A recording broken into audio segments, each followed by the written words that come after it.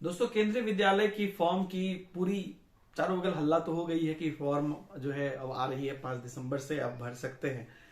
और सब कुछ कि अब लोग बहुत साल बाद आ रही है, फिर कब आएगी पता नहीं, इसलिए सब लोग आजमाएंगे। लेकिन इन सब के बीच एक क्वेश्चन जो लोग मे भी अभी पूछ नहीं रहे होंगे एक दूसरे से, लेकिन सबके दिमाग में आ रही होगी कि आखिरकार कौन सेलेक्ट होते होंगे केवीएस में, वो कैसे पढ़ते होंगे, उनका क्या प्लान रहता होगा। तो मुझे ये बताते हुए बहुत खुशी हो रही है कि मैंने पहले भी कुछ ऐसे बच्चों का इंटरव्यू किया है, बच्चों मत बोलिए, शिक्षकों का इंटरव्यू किया है जो हमारे स्टूडेंट भी रहे हैं, सीटेट क्रैक किया है, केवी में किया है। तो कुछ परमानेंट भी हैं और कुछ कॉन्ट्रैक्ट पे भी थे। तो जो लोग परमानेंट भी किए हैं तो उनका पढ़ाई का कैसा तरीका रहा, या कैसा उनका अप्रोच रहा, ओवरऑल चीजें कैसे हुई, तो मैं आपको वो चीजें कुछ शेयर करना चाहता हूं। कई टॉपर्स से मेरी बात हुई, या कई लोग ऐसे भी थे जो सीटेट के टाइम पर नॉर्मल मार्क्स लाए थे लेकिन केबी में क्वालिफाई किए। तो केबी का राउंड तो आपको पता है, एक रिटेन होगा, आपको पीआरटी या टीजीटी सबके लिए आप जाएंगे, तो फिर उसके बाद आपका इंटरव्यू होगा, फिर डॉक्यूमेंट वेरिफिकेशन होगा, फिर एक नॉर्मल मेडिकल एग्जामिनेशन होता है, और फिर आप टीचर लग जाते हैं उसमें। वहां का माहौल बहुत मस्त रहता है, तो उस पर बाद में बात करेंगे। लेकिन आज जो मेन टॉपिक हमारा है वो ये है कि आखिर केवी में कैसे क्रैक करना है, अगर हम भरते हैं तो हम कैसे करते हैं। सीटेट के लिए आपको सबको पता है, और सब लोग जानते हैं सीटेट के सब्जेक्ट। तो केवी में कंपेरेटिवली सब्जेक्ट ज्यादा है ना।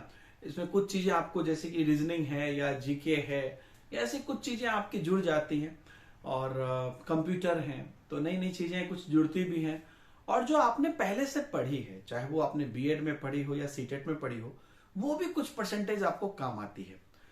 तो यहां पर पहले बात आता है कि सीटेट और केवी का लेवल में क्या डिफरेंस है। तो एज अ टीचर ऑनेस्टली अगर मेरे से आप पूछिए, तो अब जो मैं सीटेट के क्वेश्चंस देख रहा हूं और केवी के क्वेश्चंस देख रहा हूं, 2018 के जो केवी के क्वेश्चन मैंने देखे हैं, तो उसमें मुझे बहुत डिफरेंस नहीं लग रहा है। मतलब दोनों ही डेप्थ पे काम करता है। सीटेड भी पूरी तरीके से डेप्थ पे काम करता है। हाँ, एक ये चीज है कि केबीएस जो है लास्ट टाइम जो 2018 में पूछा था, प्रॉब्लम स्टेटमेंट जो सीटेट में आजकल बहुत एनालिटिकल लंबे लंबे कर देते हैं, ऐसा केवी नहीं करता है। वो ट्विस्ट करता है क्वेश्चन को, लेकिन वो मतलब उनका जो है वो लॉजिकल ही मेन उनका फोकस रहता है। सीटेट में थोड़ा स्टोरी टेलिंग ये सब चीजें भी ज्यादा होती है। लेकिन इसमें आप तैयारी कैसे कर सकते हैं? देखिए, ये तो आप मान के चलिए कि केवी की अगर आप शुरुआत कर रहे हैं तैयारी करने की, तो कुछ परसेंटेज तैयारी आपकी है। तो उसमें जो भी कॉमन सब्जेक्ट्स हैं उसको आपको बस इन डेप्थ रिवाइज करना है, और जो नई चीजें हैं उनको भी आपको आपके पढ़ाई में एड ऑन करना है। देखिए, ये बात तो है ही कि कोई भी इंसान जो टीचिंग फील्ड में आना चाहता है, उनका सबसे हाईएस्ट ड्रीम है कि हम केंद्रीय विद्यालय में टीचर बने। चाहे उनकी सैलरी हो, उनका लाइफ स्टैंडर्ड हो, या उनकी सुविधा हो, या समाज में एक सम्मान हो, या जो भी चीज हो, बहुत सारी चीजें, अच्छा इनकम हो, हर चीजें उसमें है जिस वजह से लोग ऐसा चाहते हैं। और नो डाउट है भी, क्योंकि अगर आप केंद्रीय विद्यालय के टीचर हैं तो आप अलग हैं, और बाकी कहीं ना कहीं वो चीज है। तो उसके लिए पढ़ना तो पड़ेगा, क्योंकि और कितना दिन है, तो मेरे हिसाब से 3 से 4 महीना पर्याप्त है, जितना समय केवी आपको देती है। लास्ट टाइम भी फॉर्म निकला था तो 3-4 महीने का समय था, इस बार भी आपको 3 से 4 महीने का मोटा मोटी समय है। मार्च अप्रैल में एग्जाम होगी। तो क्या करना चाहिए, कैसा रूटीन रहना चाहिए? मेरे हिसाब से कि आप कोई एक अच्छी बुक लीजिए, या कोई एक अच्छा कोर्स ज्वाइन करिए, आप जिन भी टीचर्स के साथ, या जिन भी जहां पे भी आप पढ़ते हैं। ये मेरा पर्सनल चैनल है, इसलिए मैं यहाँ पे आपको कुछ नहीं कहूंगा, आपकी मर्जी है। अनअकैडमी पे भी क्लासेस चलती है, जहां पर भी आपको लगता है। आप कोई एक प्रॉपर एक ऐसा पैटर्न देखिए जहां पर कि आपका डिसिप्लिन बना रहे। मुझे ऐसा लगता है कि कोचिंग, या चाहे ऑफलाइन हो या ऑनलाइन हो, वो इसलिए भी जुड़ना चाहिए, एटलीस्ट वो एक रूटीन आपका बनाए रखती है। क्योंकि अगर हम अपने से सोच लेते हैं ना कि चलो हम अपने से कर लेंगे, तो ऐसा नहीं कि नहीं कर सकते, लेकिन हम अपने से रूटीन नहीं बना पाते, मतलब मेंटेन नहीं कर पाते। तो एक रूटीन रहता है कि छूट गया है, इतना छूट गया है, ये करना है, छूट भी गया है तो दिमाग में है, वो एक रूटीन है। तो अगर आपको कहीं पर कंप्लीट मिल रहा है, तो आप उस कंप्लीट जो है एक एजुकेशन सिस्टम में जुड़ जाइए, कोई भी ऑनलाइन ऑफलाइन कोई कोचिंग, या अगर आपको लगता है कि नहीं किताब से ही करना है, कोई अच्छी किताब लेके उससे जुड़ जाइए। और प्रतिदिन आप उसमें से 50-50 सब्जेक्ट, जैसे कि अल्टरनेट डे में आज हमने 50% सब्जेक्ट पढ़े, जैसे टोटल सब्जेक्ट है उसमें से जो 50% सब्जेक्ट है, जैसे कि हिंदी है, इंग्लिश है, या सीडीपी है, या मैथ, इसको एक दिन कर लिया। सेकेंड डे फिर रीजनिंग है, या हमारा क्या कहते हैं जीके है, ईवीएस एसएसटी वाला पोर्शन है, और जो भी है उसको 50-50 आप करके कुछ आज कर रहे हैं, कुछ कल कर रहे हैं। कोशिश ये रखना है कि सुबह के टाइम का ज्यादा यूटिलाइज करना है, जिसमें कि आपका सेल्फ स्टडी भी हो। बहुत लोगों की आदत नहीं होती है सुबह उठ के पढ़ने की, रात में पढ़ने की आदत होती है, तो उनकी अपनी मर्जी है। लेकिन मुझे पर्सनली ऐसा लगता है कि रात का 2 घंटा पढ़ना और सुबह का 1 घंटा पढ़ना बराबर होता है। तो सुबह हो सके तो अगले 2-3 महीने के लिए एक अच्छा प्लान बना लीजिए। और जो लोग अगर सीटेट के साथ जिनको मौका मिल जाता है उनके लिए तो और सोने पे सुहागा है, क्योंकि आपका चीजें पैरेलली दोनों पे काम आ जाएगी।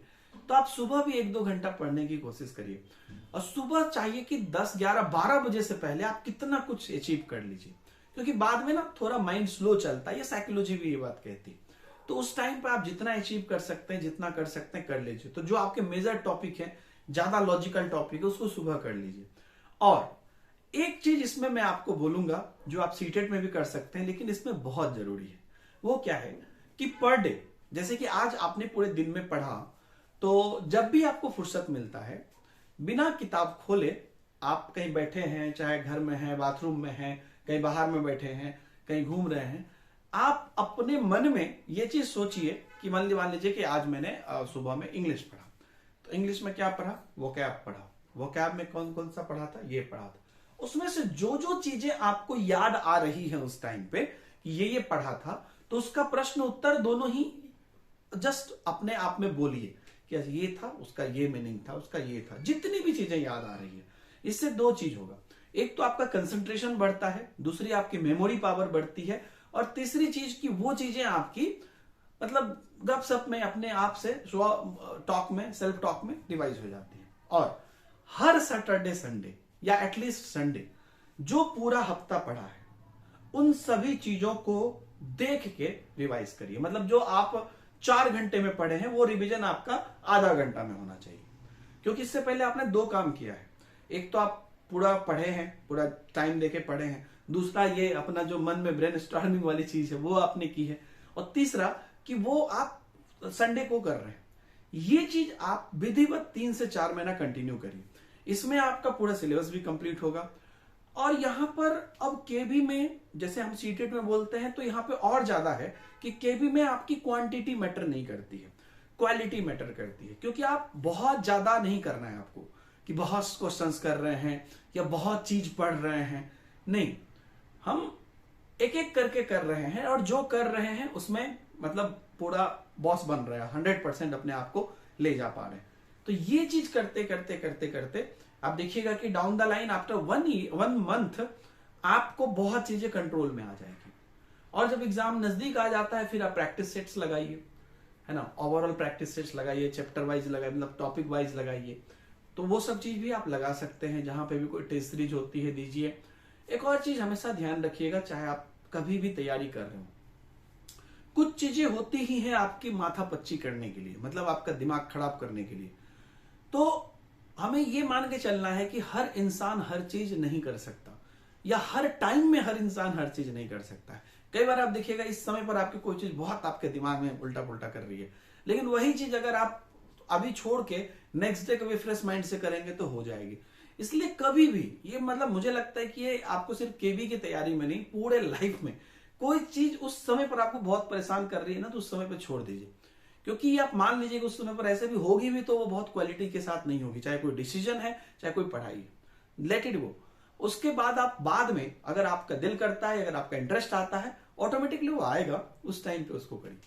तो पढ़ाई को बहुत बर्डन नहीं बनाना है, सिस्टमेटिकली जैसा मैंने बोला है, इसको आप करते जाना। इस पर और भी चीजें मैं लेकर आऊंगा, अगर आप इंटरेस्टेड होंगे तो कमेंट में बताइए ये वीडियो आपके लिए कितना यूजफुल है, और आप में से कितने लोग चाह रहे हैं कि आगे आप लोग इसको भी कंटिन्यू करें, केवी को। ठीक है, तो उसके लिए भी हम फिर आप लोगों को और भी चीजें बताएंगे। Thank you very much, see you in the next video, bye bye, जय हिंद।